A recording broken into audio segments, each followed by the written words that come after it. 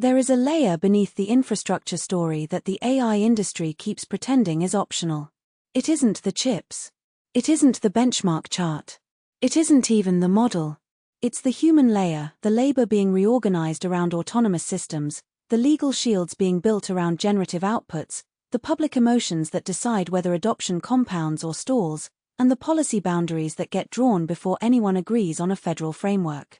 That layer is where the real shape of the next 2 years gets decided. And today, it moved. I'm Nova. And I'm Alloy, and this is OpenClaw Daily. Today we have 6 stories, but they all connect to one question: when AI stops being a lab demo and starts becoming operating policy, who absorbs the change? Engineers do. Courts do. Legislatures do. Young workers do. Infrastructure buyers do. And companies trying to force productivity gains out of half-finished deployments definitely do. Nova, let's start with Meta, because that story is the clearest version of the future arriving without asking permission. Reuters reported that Meta is involuntarily transferring top software engineers into a new applied AI engineering organization. And the detail that matters most is the one that strips away any ambiguity. The memo from Vice President Mayer Saba says, quote, "The transfers aren't optional. That is not a suggestion to reskill. That is not a voluntary internal mobility program. That is management saying the company's highest priority work now sits inside AI engineering, and if you're one of the strongest people available, you're going there whether you plan to or not." And the destination matters. This is not just another internal tooling team building copilots for developers. The stated goal is much more aggressive. Meta wants autonomous AI agents building, testing, and shipping products, with human engineers supervising the process rather than doing the work directly. That is a very different model of software development from the one most engineers think they signed up for. That's the part one don't want to sanitize. There is a tendency in tech reporting to phrase this as modernization or strategic focus.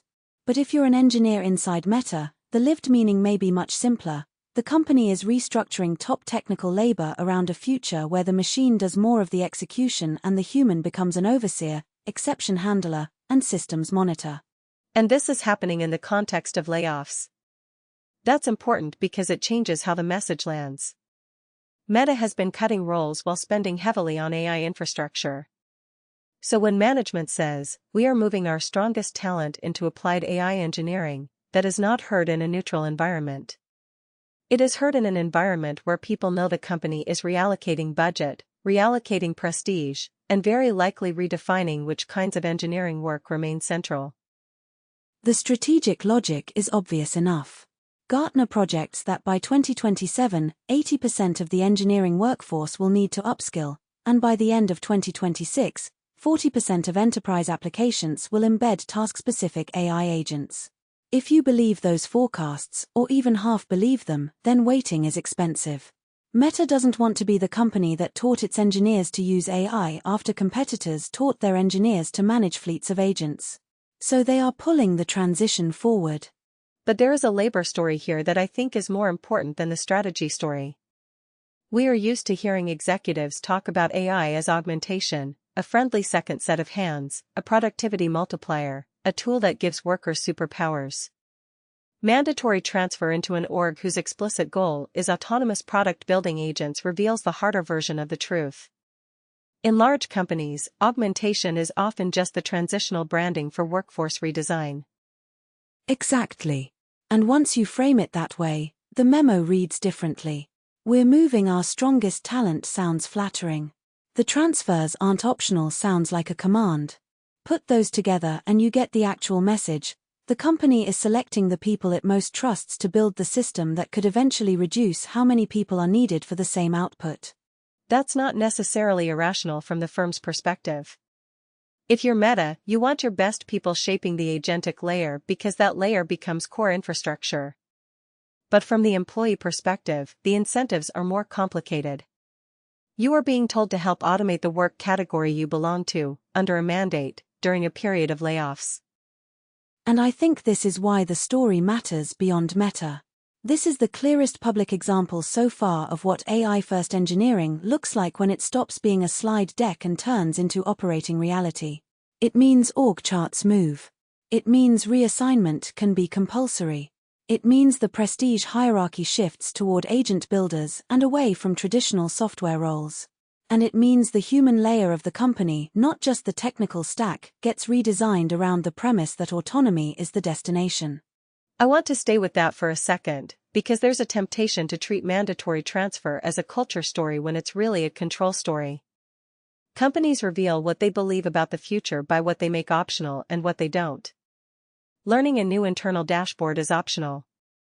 Volunteering for a speculative skunkworks team is optional.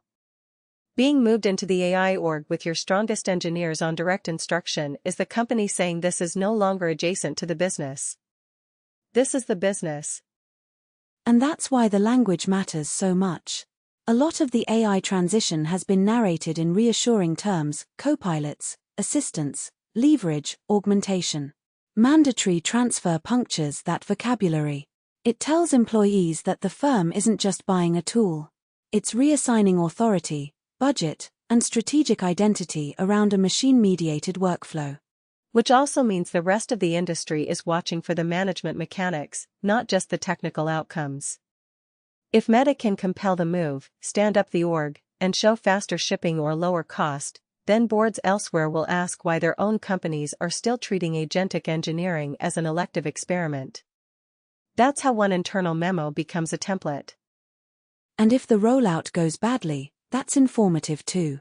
Because it would suggest there are real limits to how fast you can reorganize elite technical labor around autonomy without breaking morale, trust, or execution quality.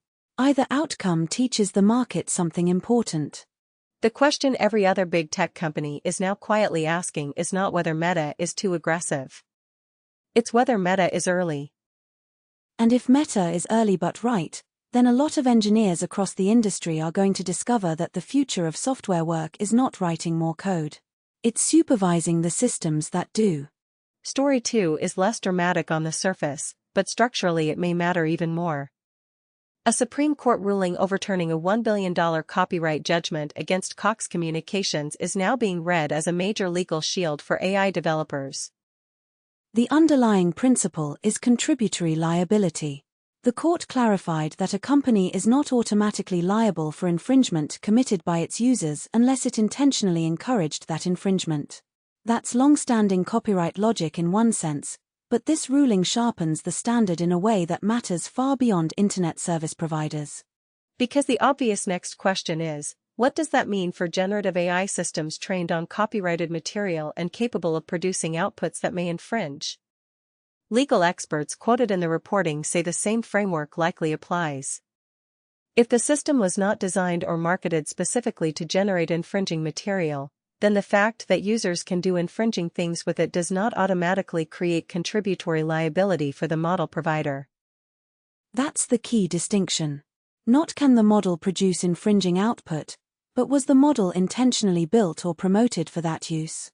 And that is a much better legal position for AI firms than a regime where broad capability itself triggers liability. Put differently, the court has reinforced a doctrine that protects dual-use systems. If a technology has substantial lawful uses, the fact that some users employ it unlawfully is not enough on its own to sink the provider. That's Sony logic, now reinforced in a context AI companies care deeply about. And AI companies need that protection because their products are fundamentally dual use. A text model can draft a business memo, summarize a contract, explain a scientific paper, or produce language that resembles copyrighted material. An image model can generate original artwork or something uncomfortably derivative. If every infringing edge case exposed the provider to sweeping secondary liability, the business model gets far shakier very quickly. This doesn't end the copyright fights. Far from it. Training data lawsuits still matter. Output similarity disputes still matter. Product design choices still matter. If a company makes it easy to imitate living artists, or markets a model explicitly around replacing copyrighted works with close substitutes, it can still create a terrible factual record for itself. Right. The shield is not immunity. It's a legal framework that says courts will look for intent, inducement, and design posture, not just raw capability. And that matters because it gives AI firms room to keep building while the cases work through the system. I think the broader consequence is strategic. If you're OpenAI, Anthropic, Google, Meta, or any other large model developer, this ruling reduces one category of existential uncertainty. You still have litigation risk. You still have regulatory risk. But the nightmare scenario where a court says, essentially, your general-purpose system can be used to infringe, therefore you're broadly contributorily liable, looks less likely today than it did before. And that changes boardroom decisions. Legal ambiguity slows deployment. A clearer shield accelerates it. So this is one of those legal stories that won't feel dramatic to most people in the moment, but it may quietly shape the pace of AI product rollouts for the next year. The human layer shows up here too. Engineers and researchers build the systems, but courts decide the liability envelope those systems live inside. And when the envelope gets wider, the industry moves faster. There's also a consumer platform dimension here that shouldn't be missed. The biggest AI companies are building systems that can summarize, imitate, draft, and generate at enormous scale. The next legal question was always going to be whether society treats that capability like a copier, a VCR, a search engine, or something categorically new. Courts leaning toward the dual-use framework are effectively saying, for now, we are not going to invent a radically harsher doctrine just because the outputs feel uncanny. And that buys time. Time for product iteration. Time for settlements. Time for licensing deals. Time for business models that depend on broad model access to mature before the law fully catches up. In fast-moving industries, time is often the most valuable legal asset you can get. Gallup released a poll of 1,500 Americans aged 14 to 29, and the headline is easy to say but harder to interpret: Gen Z AI usage has plateaued. No meaningful growth since the same survey last year. If that were the only finding, it would already be notable. The AI industry is still priced, marketed, and narrated as if demand curves only go one direction, up. More tools, more access, more habit formation, more dependency. A plateau in the youngest major cohort should make people pause. But the more important signal is emotional. Curiosity still leads as the dominant feeling toward AI, but anxiety and anger are rising quickly, and excitement and hope are down year over year. That is a very different emotional profile from the one the industry has been counting on. I think people have underestimated how much the long-term AI adoption story depends on effect, not just utility. The standard argument is simple: younger people grow up with new tools, so they normalize them faster. But normalization doesn't happen automatically. It depends on whether the tools feel empowering, trustworthy, fair, and worth incorporating into your identity and your work. And Gen Z may be seeing too many reasons for caution at once. They are watching schools struggle to decide whether AI use is cheating or literacy. They are hearing employers say AI skills are mandatory while also hearing that AI may reduce entry-level opportunities. They are using tools that are impressive but inconsistent. And they are absorbing a constant stream of cultural messaging that swings between utopian hype and job loss panic. So the emotional picture makes sense. Curiosity remains because the tools are genuinely interesting. Anxiety rises because the implications are increasingly personal. Anger rises because a lot of the adoption is happening to people rather than for them. Gallup called this a growing credibility challenge that access alone will not solve. I think that's exactly right. The industry has largely treated adoption friction as a distribution problem. Get the tools in more hands. Lower cost. Increase integration. Put AI in every app people already use. But if the emotional substrate is getting worse, then more access won't necessarily create more trust or more enthusiasm. And remember who we're talking about. This is the cohort that will define workplace norms over the next decade. Gen Z has already overtaken boomers in the US labor force. If the generation expected to mainstream AI at work is emotionally ambivalent instead of excited, that changes the slope of adoption inside institutions. There's also a reputational asymmetry at play. Every new useful feature helps a little. Every high-profile failure, hallucination, surveillance concern, or job displacement story hits much harder. So even if tools keep improving, the net emotional balance can still move negative. Which means the challenge for AI companies is no longer just proving capability. They have to prove social legitimacy. They have to show that using these systems doesn't quietly make life worse, employment shakier, education less fair, or culture more synthetic than people want. I also think there's a class dimension hidden in this data. The people most enthusiastic about AI in public discourse are often the people already positioned to benefit from it: founders, managers, investors, technically competent knowledge workers. Gen Z contains a lot of people who do not experience AI first as leverage. They experience it as surveillance in school, automation pressure at work, or another demand to adapt faster than institutions are willing to support. That's a crucial point. If your first encounters with AI are plagiarism detectors, interview filters, summary bots in customer service, and executives talking about headcount efficiency, then the emotional baseline is not wonder. It's suspicion. Curiosity survives because the tools are powerful. But trust doesn't emerge automatically from power. And trust is what turns occasional use into habitual use. It is what makes a generation decide this belongs in my workflow, my education, my creativity, my daily problem solving. Plateauing usage alongside worsening sentiment suggests people may be trying the tools without integrating them into identity or routine. And if they can't do that, then the plateau Gallup captured may not be a temporary pause. It may be the beginning of a more durable ceiling. State legislatures continue to do what Congress has mostly failed to do, which is write actual AI policy in real time. Tennessee's SB 837 passed the Senate 26-6, and the House approved the companion bill 93-2. The core move is simple and explicit: define human being, life, and natural person in state law in a way that excludes AI, algorithms, software, and machines. That may sound obvious, almost redundant, but legislatures usually don't bother writing the obvious into statute unless they think ambiguity could matter later. Tennessee is preemptively closing the door on any attempt to map human legal categories onto artificial systems. The symbolic part is obvious. The practical part is more interesting. Legal systems are full of inherited language written long before anyone imagined autonomous software systems participating in decision-making, communication, commerce, or representation at scale. Once AI starts acting in spaces previously occupied by humans, legislators start asking whether old definitions still hold under stress.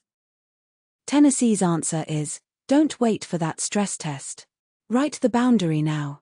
AI is not a person, not life, not a rights-bearing natural entity under these categories. That matters because once a definition hardens in law, a lot of downstream interpretation hardens with it. And Tennessee is not moving in isolation. Maine has already banned clinical AI in mental health therapy, allowing administrative support but not clinical use.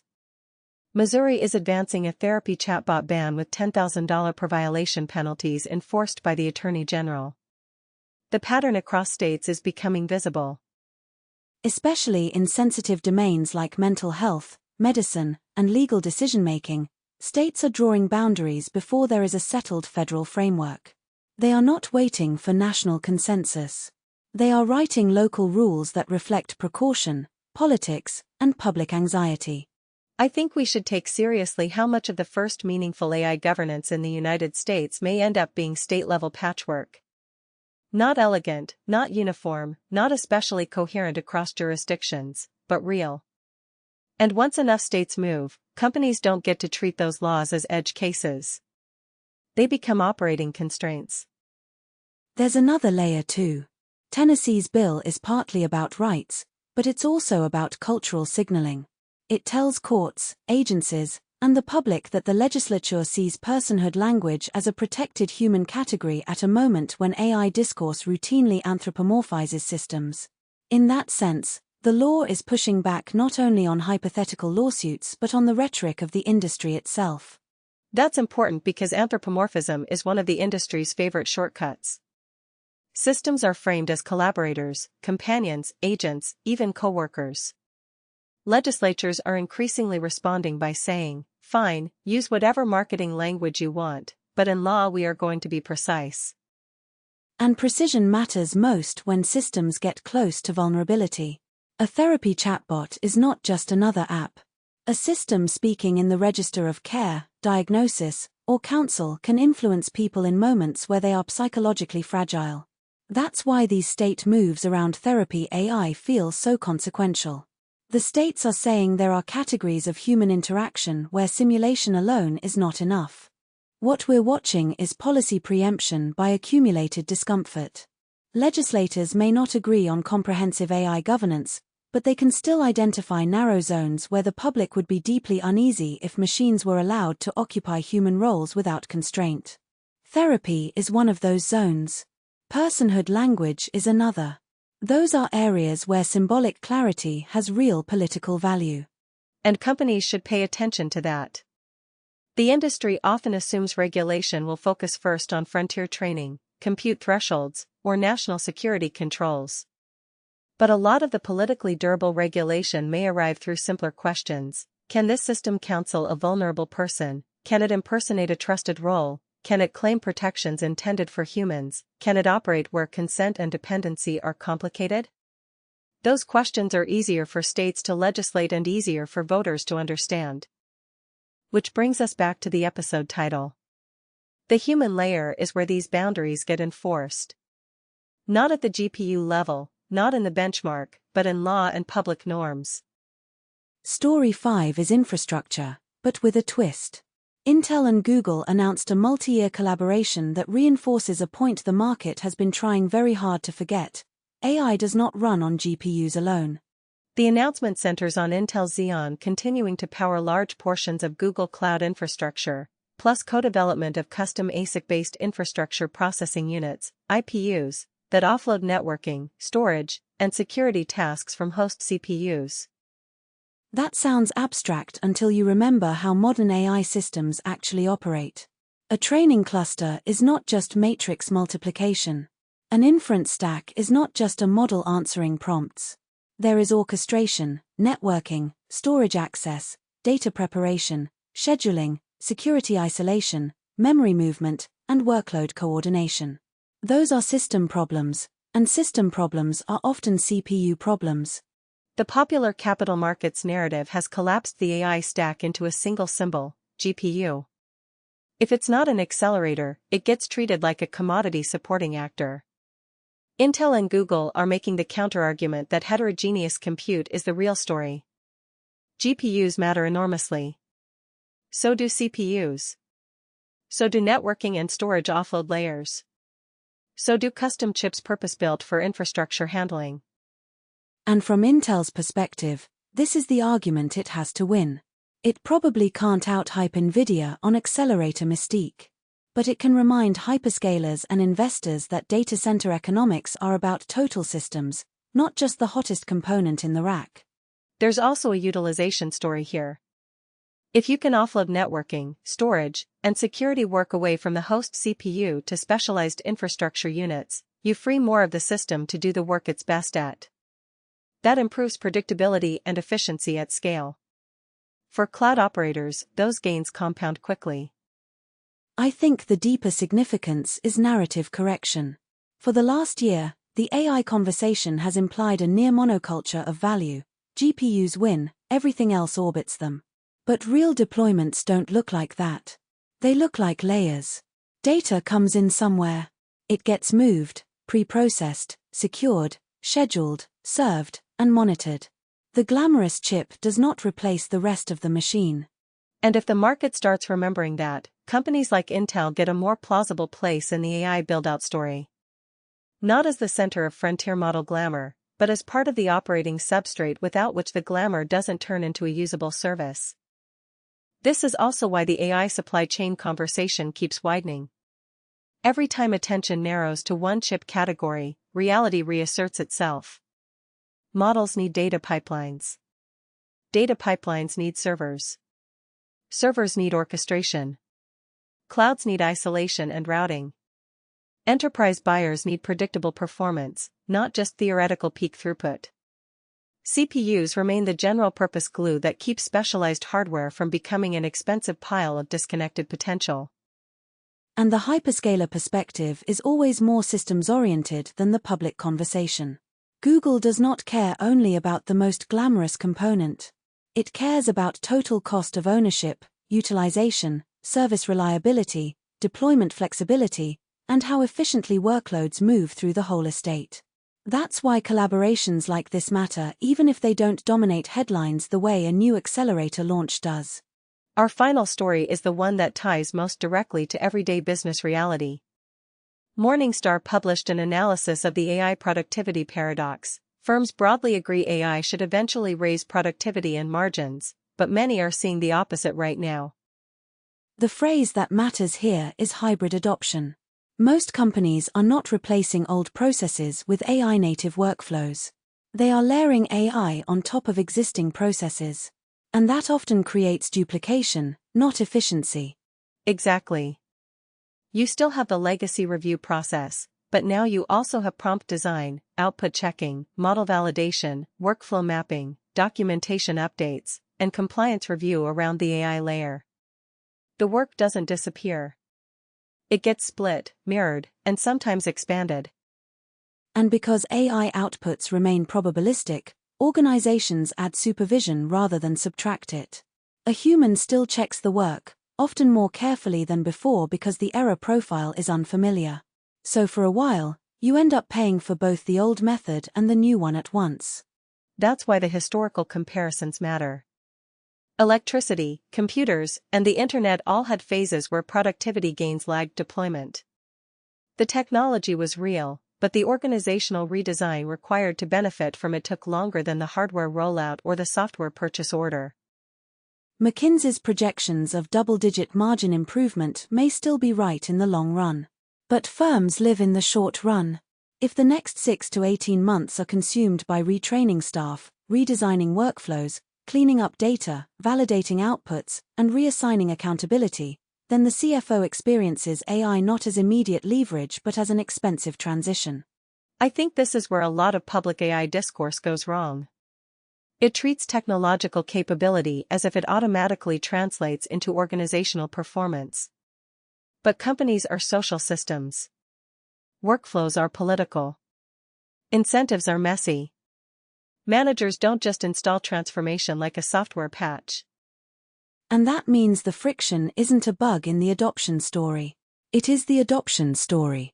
The dip is what happens when a powerful but imperfect new layer lands inside institutions built for older methods. The uncomfortable implication for vendors is that the marketing is directionally true but temporally misleading. This will make you more productive, maybe accurate at equilibrium. But before equilibrium comes rework, confusion, process debt, and competing definitions of what counts as done. That's why Meta's story at the top of the episode matters so much. One response to the productivity paradox is to keep AI at the tool layer and wait for gains to show up. Another is to redesign the organization around AI more aggressively, even painfully, in hopes of reaching the gain phase faster. Meta is choosing the second path. The painful part for managers is that hybrid adoption often looks successful from a distance. A team reports faster first drafts. Another team cuts turnaround time on some tasks. Executives see demos that are visibly better than last quarter's demos. But when you zoom out to the organization level, those local wins are offset by review overhead, exception handling, governance meetings, training sessions, and the simple fact that nobody fully trusts the new process yet. That's why so many AI rollouts feel both impressive and disappointing. The tool is impressive. The organizational effect is disappointing. People confuse the first for the second because the first is visible in a product demo while the second only shows up in quarterly operating results and employee frustration. And eventually the firms that benefit will be the ones willing to do the harder thing, retire old processes, rewrite responsibilities, and decide where human judgment still adds value instead of just stapling AI to the side of everything. But that kind of redesign is disruptive, political, and uncomfortable. Which is exactly why so many companies delay it. So the paradox isn't that AI fails to work. It's that institutions are trying to capture the upside of a new operating model without fully paying the transitional cost of becoming a new operating model. For a while, you get both the cost and the uncertainty at the same time. Which means a lot of the headlines we covered today are actually one story viewed from different angles. Firms are reorganizing labor. Courts are widening legal room to build. Young users are deciding whether they trust the shift. Legislatures are drawing moral and legal boundaries. Infrastructure vendors are arguing over what the stack really is. And executives are discovering that deploy AI and become more productive are not the same sentence. Before we close, I want to add one builder's take because today's stories point in the same operational direction. The companies that do best in the next phase of AI adoption will not be the ones with the loudest AI branding. They'll be the ones that can answer three plain questions clearly: what work is this system actually replacing, who remains accountable when it is wrong, and what human role becomes more valuable rather than less once the system is in place. That's the maturity test. Not did you add AI to the workflow, but did you redesign the workflow honestly? If the answer is no, then you probably haven't transformed anything. You've added a probabilistic layer on top of a legacy process and renamed the tension innovation. And honest redesign requires a level of specificity many organizations still avoid. If an AI system drafts reports, who owns the final truth claim? If an agent files tickets, who audits the escalation logic? If a model helps with therapy intake, where is the boundary beyond which a human must take over immediately? If engineering agents write code, what is the promotion path for the people now supervising instead of implementing? These are not edge questions. They are the core design questions. The reason they matter is that trust compounds in one direction and institutional memory compounds in the other. If you deploy systems without clear boundaries, people learn caution, resentment, and workaround behavior. If you deploy them with explicit roles, auditability, and believable accountability, people learn where the tool helps and where it doesn't. That difference determines whether the human layer stabilizes or revolts.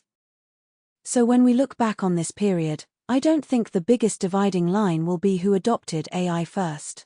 I think it will be who understood early that AI deployment was really organizational design under pressure, labor design, legal design, workflow design, trust design.